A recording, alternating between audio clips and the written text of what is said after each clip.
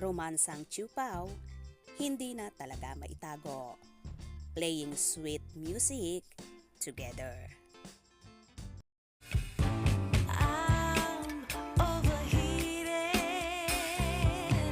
can hardly sleep at night, doing crazy dreaming. You're the reason why. Hiding by the baby. Hindi na raw maitago ang kaswitan ni na Paulo Avellino at Kim Chiu sa set ng kanilang bagong teleserye. Napapansin na raw sa set ng What's Wrong with Secretary Kim na sobrang malapit na sa isa't isa, sina Kim Chiu at Paulo Avellino. Itong ikinuwento ni OG Diaz sa kanyang latest showbiz update. Playing sweet music together. Komento pa ni OG, baka ito na ang hudyat. Iba na ang ngiti nila. Pareho yung tinginan at ngiti. Parang merong understanding. Say naman ni Mama Loy.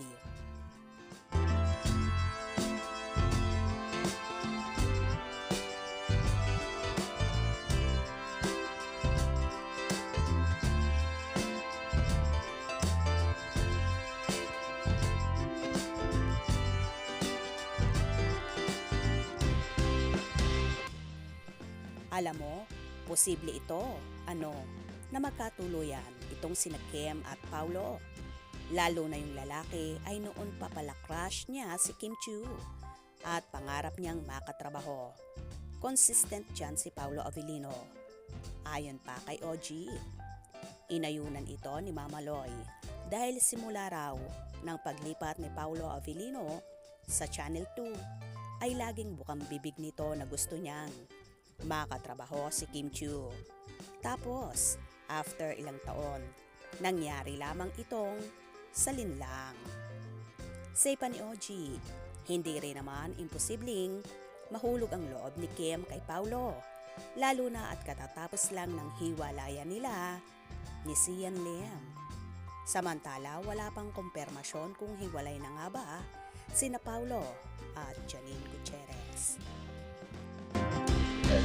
You the same.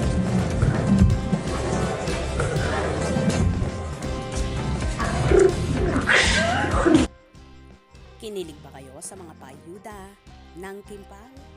For sure, may in love na naman kayo.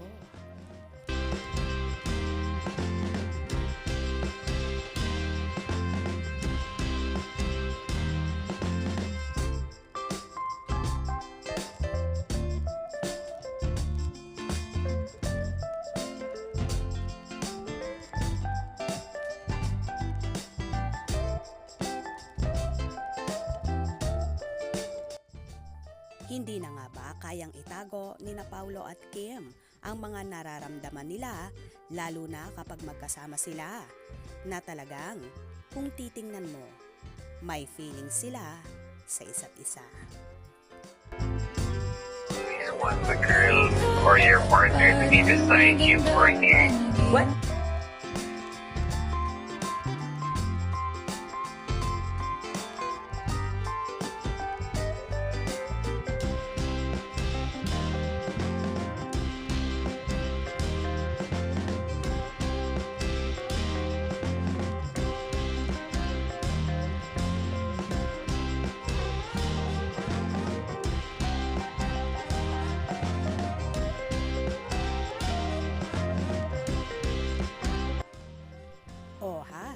Diba?